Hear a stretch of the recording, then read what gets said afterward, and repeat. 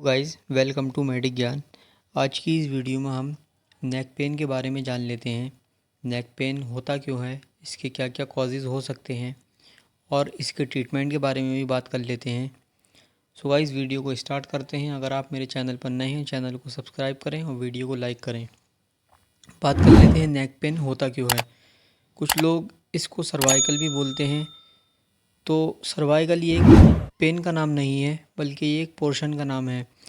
जैसे हम स्पाइन में सर्वाइकल स्पाइन बोलते हैं, थोरेसिक स्पाइन में थोरेसिक स्पाइन बोलते हैं, बल्कि हम ये नहीं बोलते कि थोरेसिक हमें हो गया है, बल्कि इसको कंप्लीट टर्म सर्वाइकल स्पॉन्डिलाइटिस या सर्वाइकल स्पॉन्डिलोसिस ये इसका कंप्लीट नेम होता है।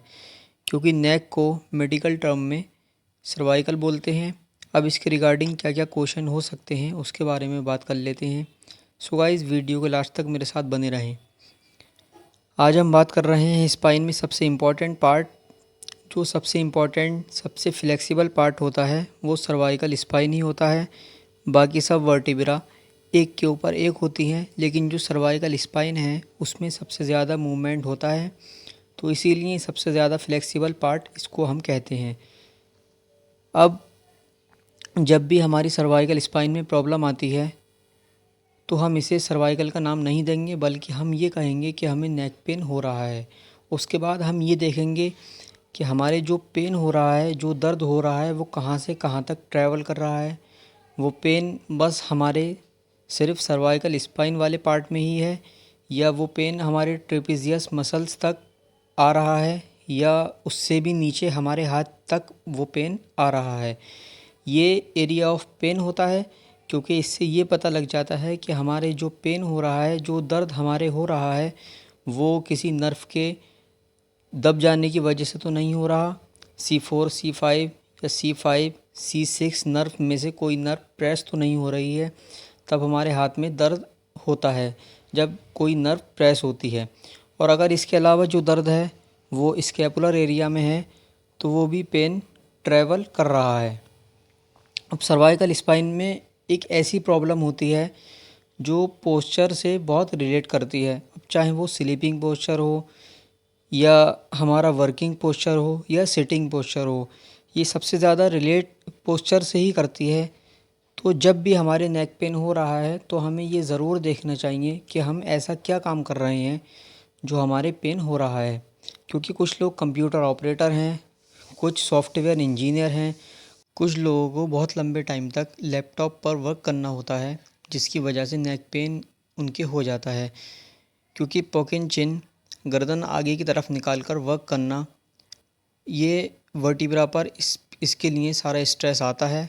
सारे मसल्स हमारे डीप फ्लेक्सर होते हैं, इसकी वजह से ख़राब होना शुरू हो जाते हैं, जिसकी वजह से कुछ लोगों को चक्कर आने की भी प्रॉब्लम होने लगती है। इस पेन में हमारा जो ऑक्यूपेशन है वो बहुत मैटर रखता है, और कुछ लोगों को बैड पोस्चर की वजह से भी पेन हो जाता है। क्योंकि हो सकता है कि इसका पिलो ख़राब हो गया हो या स्लीपिंग पोस्चर ख़राब हो।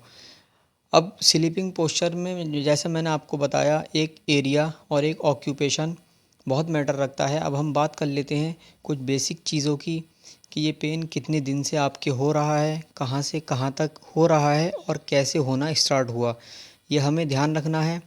अब नेक पेन के साथ कुछ और भी इश्यूज़ होते हैं। कुछ लोगों को हेडेक होने लगता है, कुछ लोगों को चक्कर आने लगते हैं, जिनको वर्टिगो कहते हैं। रेडिएटिंग पेन भी होता है, हाथों में नमनेस आती है।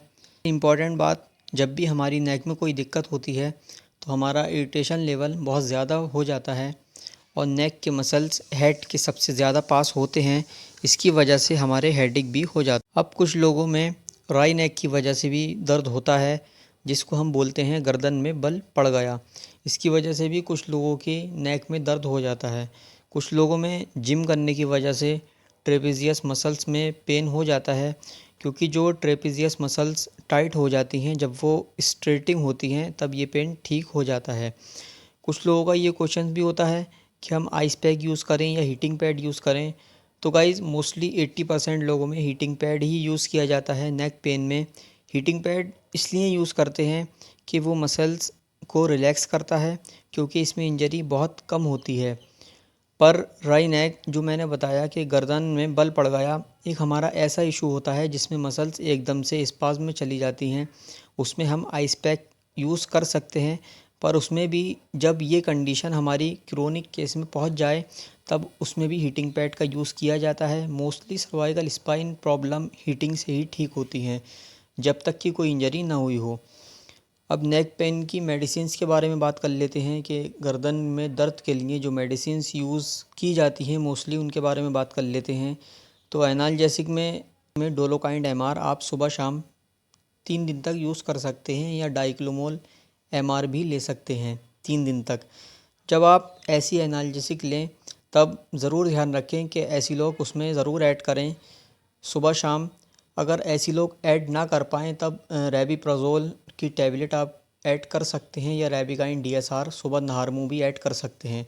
अगर इसमें आपको नींद नहीं आती है तो आप एल्प्राज़ोलाम 0.25 की ले सकते हैं, लेकिन ये एक नारकोटिक्स का आइटम है, नारकोटिक्स ड्रग है, तो बिना डॉक्टर के प्रिस्क्रिप्शन के आप ये नहीं ले सकते। अब बात कर लेते हैं जेल कौन सा यूज़ करें। तो पायरोक्सिकैम जेल आप दिन में 3 बार भी यूज़ कर सकते हैं, और दूसरा आग जेल आप उसको यूज़ कर सकते हैं, उस रीजन पर अप्लाई कर सकते हैं। अब अगर मल्टीविटामिन की बात करें कि मल्टीविटामिन इसमें कौन सा लें, तो मीको नर्व 40 मल्टीविटामिन आता है, आप इसको सोते टाइम दिन में 1 बार ले सकते हैं, या दूसरा मल्टीविटामिन इसकी जगह यूज़ कर सकते न्यूरोबियन। ये भी एक न्यूट्रिशन सप्लीमेंट है, इसकी तरह यूज़ की जाती है, इसको भी आप यूज़ कर सकते हैं। तो गाइज़ आज की वीडियो में बस इतना ही, मिलते हैं नेक्स्ट वीडियो में, तब तक के लिए थैंक यू।